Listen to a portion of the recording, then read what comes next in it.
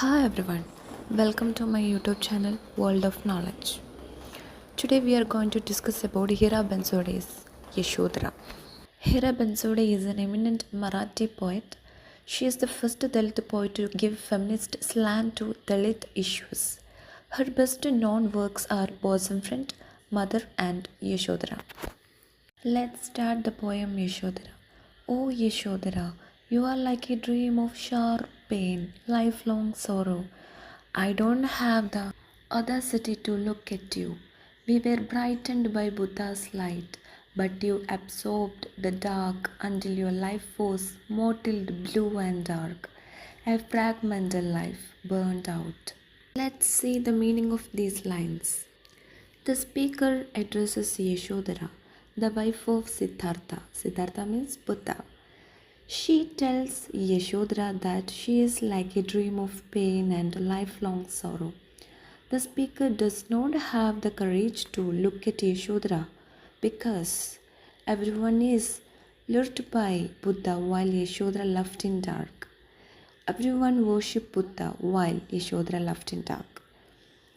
Her life was fragmented, which was burned out. Next, let's move to the second paragraph of the poem. O Yashodhara, the tender sky comes to you for refuge, seeing your shining but fruitless life, and the pained stars shed tears. My heart breaks, seeing your matchless beauty, separated from your love, dimming like twilight, listening to your silent sighs. I feel the promise of heavenly happiness is hollow. It means that she tells Yashodhara the sky has come to escape you from the shining but fruitless life. The stars shed tears for her, and the speaker's heart broke when she saw the beauty of Yashodhara. Yashodhara dimmed like a twilight since she is separated from her love. The speaker felt the heavenly happiness is fruitless when she hears the silent sighs of Yashodhara. Next, the third paragraph of the poem. Tell me one thing, Yashodhara, how did you contain the raging storm in your small hands? Just the idea of your life shakes the earth and sends the screaming waves dashing against the shore. You would have remembered while your life slipped by the last kiss of Siddhartha's final farewell those tender lips. But weren't you aware, dear, of the heart melting fire and the fearful awakening power of that kiss? Lightning fell, and you didn't know it. He was moving towards a great splendor, far from the place you lay. He went, he conquered, he shone, while you listened to the songs of his triumph. Your woman lines must have wept. You who lost husband and son must have felt uprooted like the tender banana plant. But history doesn't talk about the great story of your sacrifice. If Siddhartha had gone through the charade of Samadhi, a great epic would have been written about you. You would have become famous in Purana and palm leaf like Sita and Savitri. O Yashodhara. Let's discuss about the meaning of these lines.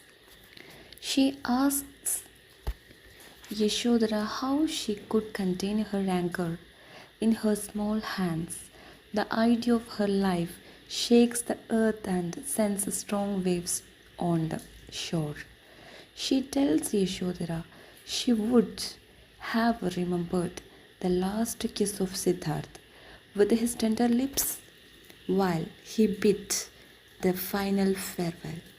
She asks Yashodhara whether she was aware of the heart melting fire and fearful awakening power of his kiss.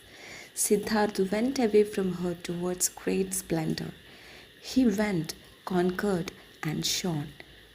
Yashodhara must have wept when she listened to the songs of his triumph. She must have uprooted like a banana plant when she lost her husband and son. But the history is silent of her sacrifice. If Siddhartha pretended to gain great samadhi, she would have attained the status of Sita or Savitri. Next, the last paragraph of the poem. I am ashamed of the injustice. You are not to be found in a single Buddhist vihara. Were you really of no account? But wait, don't suffer so. I have seen your beautiful face. You are between the closed eyelids of Siddhartha. Yeshu, just you. Okay, let's see the meaning of these lines. The speaker says she is ashamed of the injustice done on Yashodhara. She is not found in any Buddhist vihara.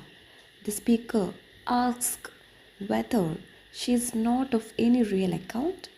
At the same time, she tells her not to suffer much. She has seen the beautiful face of Yashodhara between the closed eyelids of Siddhartha, and she saw just her in him. Okay, let's move to the major themes. The silence of history is one of the major themes of the poem. Everyone talks about the glories of Buddha, but no one cared about Yashodhara, his wife. She was alienated by him suddenly, and the poet says she must have felt great pain. But nobody is bothered about her pain. It was a great sacrifice from her part. But nowhere is she mentioned. At the same time, Sita and Savitri, epitomes of Indian chase wives, are highly praised and talked much about them. She says to be remembered in the history, a woman need to be a caste Hindu like Sita or Savitri. As a wife of Buddha, whose teachings were mostly against the doctrines of Hinduism, Yashodhara is remained in the silence. For watching this video, if it can help you, please do like, share, comment and subscribe to my channel.